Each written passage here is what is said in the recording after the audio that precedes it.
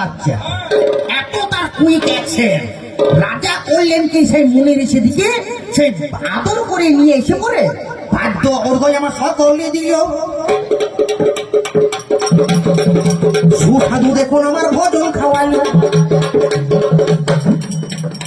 শয়নাগারে আমার মানে পালঙ্কের উপরে শুবা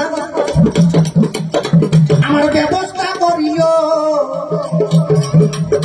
কিন্তু বাপের কালে সাধুরা দেখুন আমার পালঙ্ক না দেখি পালঙ্ক রাজা কত নরম বিছানা, যে মাত্র সাধু দিকে শুতে দিয়েছে সাধুরা বিরাট খুশি, কারণ তারা মনে করে কি তাল পাতার কুটিরে বাস করে, পাতা বিছিয়ে সেই জায়গায় শুয়ে পড়ে। পালঙ্কের নরম জায়গাতে সাধুরা দাগ দাগ খোঁজে। সাধু তখন আশীর্বাদ করছে রাজাকে, বল রাজা তোর কি চাইছিল আমাকে বল। তখন সঙ্গে সঙ্গে যুবনেশ্বর রাজা মনে মনে চিন্তা করছে এইটাই তো সুযোগ, আর কোথায় পাবো? বলতে ঠাকুর